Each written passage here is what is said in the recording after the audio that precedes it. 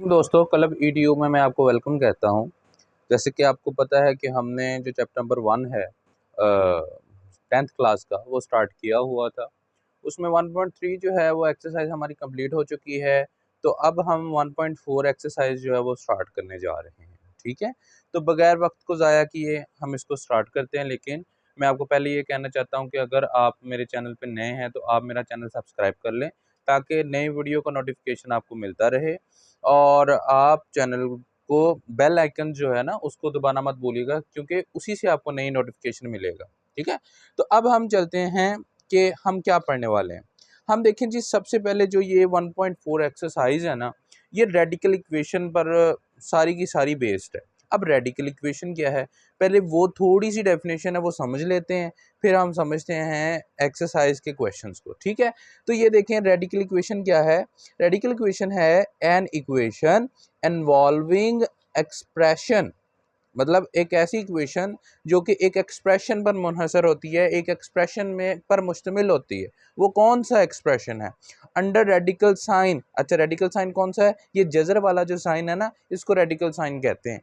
ठीक है, तो इस तरह की इक्वेशन को हम रेडिकल इक्वेशन कहते हैं। अब देखें, अब आपका सवाल है, मुझे तो समझ नहीं आई। और भाई सिंपल वर्ड में आप कोई भी एक्सप्रेशन लिखते हैं उसके ऊपर जजर डाल दें यार, वो रेडिकल एक्सप्रेशन है। और अगर आप इक्वल का साइन लगा देते हैं वो रेडिकल इक्वेशन बन जाती है। भाई बड़ा ही आसान करके मैंने आपको समझा दिया।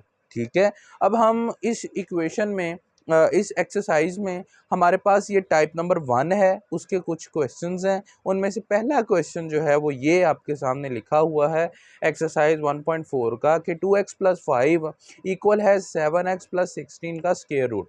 तो अब आप वो कहते हैं कि आप इसको सॉल्व कर लें। तो इसका पहला तरीकाकार ये है कि भाई आप इस जजर वाले साइन को ना आप ख़त्म करें। अब जजर वाले साइन को ख़त्म कैसे किया जाता है, अब आपको पता है इस चीज़ का, मैं आपको हिंट दूंगा, आप पहुंच जाएंगे। कौन सा?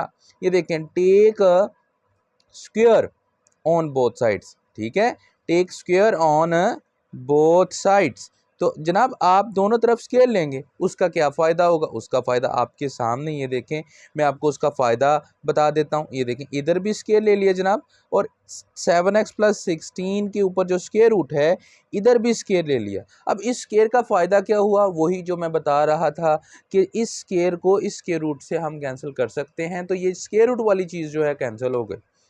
समझ आ गई बात की? अब देखें, यहाँ पे लिखा है 2x + 5 का होल स्क्वायर। तो यहाँ पे आप लिखेंगे 3 डॉट्स और बताएं कि जनाब a + b का जो होल स्क्वायर होता है ना, वो बराबर होता है a का स्क्वायर प्लस 2ab + b का स्क्वायर। तो ये वाली चीज़ जो है हम यहाँ पे इम्प्लीमेंट करने लगे हैं। सही है, इसमें जो a है वो 2x है, जो b है वो 5 है। तो हम इसको लिखेंगे कि a का स्क्वायर यानी कि 2x का होल स्क्वायर, फिर हम लिखेंगे प्लस 2a यानी कि 2x, फिर b की जगह कौन है? 5 है। ठीक है, प्लस फिर b का स्क्वायर यानी कि 5 का स्क्वायर। तो ये पहली जो प्रॉब्लम है वो यहाँ पे थी, वो सॉल्व कर ली। इक्वल टू लिखेंगे आप। अब इक्वल टू में 7x + 16 बचा, क्योंकि स्क्वायर रूट तो कैंसिल हो गया। समझ आ गई बात की? तो 7x + 16 आपने एज इट इज़ जनाब लिख दिया। ठीक है, अब यहाँ तक आपको कोई मसला नहीं होना चाहिए। ठीक है, अब यहाँ पे देखें, अब देखें, ये 2x का होल स्क्वायर है।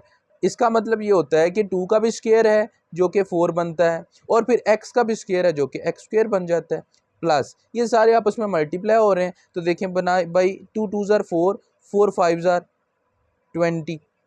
ठीक, और ये 7x एज इट इज़ आ गया।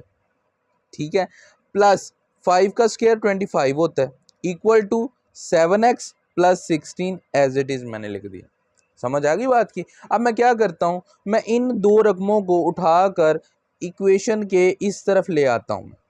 सही है, जब इस तरफ लेके आता हूँ तो साइन आपको पता चेंज हो जाएंगे। तो यहाँ पे ले देखें इधर, अब देखें 4x का square plus 20x as it is, और जब मैं 7x को इधर लेके आया तो ये -7x हो गया।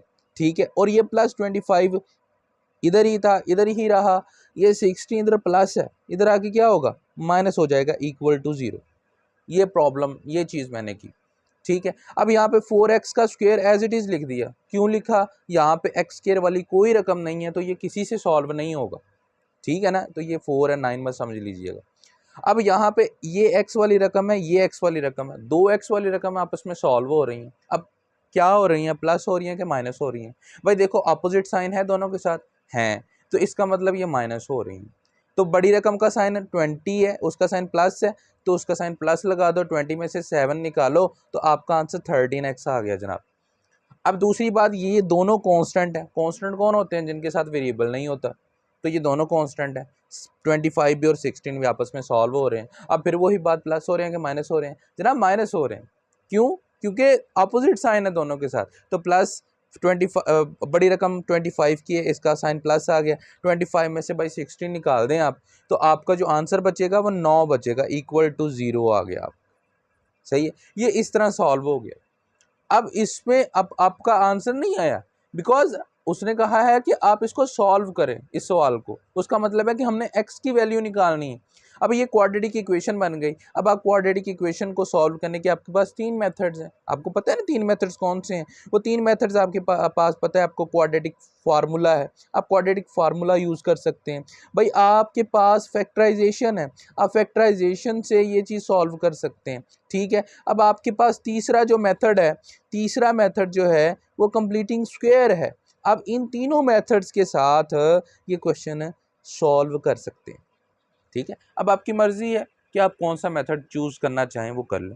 मैं यहाँ पे फैक्टराइजेशन का मेथड जो है वो चूज करूँगा। देखें जनाब, अगर आपको फैक्टराइजेशन का मेथड नहीं आता तो आप कमेंट बॉक्स में बताएं, मैं आपको डिटेल से ये सब मेथड समझा दूंगा। सही है, अब किस तरह करना है? 9 4 बार 36 होता है, यानी कि 9 4 36। तो दो रकमों को मल्टीप्लाई करने से 36x² आना चाहिए। सही है ना, और प्लस माइनस करने से 13x आना चाहिए। अब वो कौन सी रकमें हैं भाई? वो 9 और 4 ही हैं।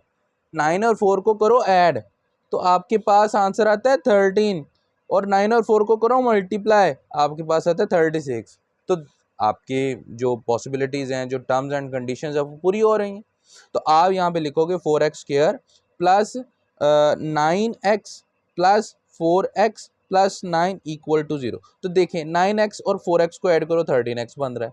9x और 4x को आपस में मल्टीप्लाई कर दो तो 36x² बन रहा है। सही है, तो कंडीशंस फुलफिल हो गई। अब आप यहाँ पे क्या करोगे? इन दोनों में से लोगे कॉमन। देखें 4 और 9 में से कॉमन तो कोई डिजिट आता ही नहीं। हाँ, x इधर भी है, इधर भी है, x कॉमन आ रहा है, तो x कॉमन ले लें। ये 2x थे, दोनों में से एक x आ गया कॉमन, एक x बच जाएगा, तो 4x बच गया प्लस 9 बच गया, क्योंकि ये वाला x कॉमन आ गया। समझ आ गई? अब उसके बाद इन दोनों में देखें, इन दोनों में कोई भी चीज़ कॉमन नहीं आ रही। जब कोई चीज़ भाई कॉमन ना आए ना, तो आंखें बंद करके 1 कॉमन ले लेना। ठीक है, और जब 1 कॉमन आ जाए ना, तो इट्स मीन आपकी जो अंदर वाली चीज़ें हैं उसमें कोई इफेक्ट आएगा ही नहीं, बशर्ते ये कि यहाँ पे नेगेटिव साइन ना हो। ठीक है, क्योंकि अगर नेगेटिव साइन होगा तो ये साइन जो है उलट जाएंगे। अब यहाँ पे प्लस साइन है तो साइन नहीं उल्टे। सही है, अब ये फैक्टराइजेशन में अब क्या हो गया? अब ये दो टर्म्स आ गई आपके पास, ये दो टर्म्स आ गई। इन दो टर्म्स में से 4x प्लस 9 इधर भी है, इधर भी है, तो भाई 4x प्लस 9 जो है आप ले लें कॉमन। ठीक है, 4x प्लस 9 जब आपने कॉमन लिया तो ये देखो इधर जो 4x प्लस 9 कॉमन आ गया, यहाँ पे बचा x, ये वाला x आपने इधर लिख दिया, और 4x प्लस 9 कॉमन लिया, यहाँ पे बचा जस्ट ये वाला 1, वो आपने यहाँ पे लिख दिया, इक्वल टू 0। अब दो रकमों का मल्टीप्लिकेशन इक्वल टू 0 है, तो ये कब पॉसिबल है? अगर तो यार पहली रकम इक्वल टू 0 हो या दूसरी रकम इक्वल टू 0 हो, तो तब हम कह सकते हैं कि यार दो रकमों का मल्टीप्लिकेशन है ना इक्वल टू 0 है। अब यहाँ पे से x की वैल्यू निकालो, ये लो 4x इधर रहा, प्लस 9 इधर आके क्या हो गया जनाब? माइनस हो गया यार। अब x के साथ 4 इधर क्या हो रहा है भाई? मल्टीप्लाई हो रहा है, तो जब इधर आ जाएंगे तो भाई डिवाइड हो जाएगा। डिवाइड को ऊपर नहीं लिखते, नीचे लिखते हैं। बड़े बच्चे बढ़िया गलतियां करते हैं ऊपर नीचे लिखने में, तो आपने नहीं करनी है गलती पेपर में। सही है ना? उसके बाद यहाँ पे चेक करें, ये चीज़ को सॉल्व करें, तो ये प्लस है, इधर आगे क्या होगा भाई? माइनस। तो ये x की दो वैल्यू आ गई। यहाँ पे आपने लिखना है सोल्यूशन सेट, यहाँ पे लिखना इक्वल का साइन, और ये ब्रैकेट डालनी है करली ब्रैकेट, यहाँ पे लिखना है 9/4 कोमा डाल के यहाँ पे लिखना है -1, और ये आपका आंसर आ जाएगा जनाब। तो अगर आपको इस क्वेश्चन में कोई मसला पड़ा हो, कोई बात समझ नहीं आई, तो आपने मुझे कमेंट बॉक्स में ज़रूर बताना है। सही है, और सेकेंडली अगर आपने चैनल सब्सक्राइब नहीं किया, मैं फिर कह रहा हूँ मेरे चैनल को सब्सक्राइब करिए, वीडियो को लाइक करना मत भूलिएगा अगर आपको मेरी वीडियो अच्छी लगी और आपको समझ आई हो। Thank you so much.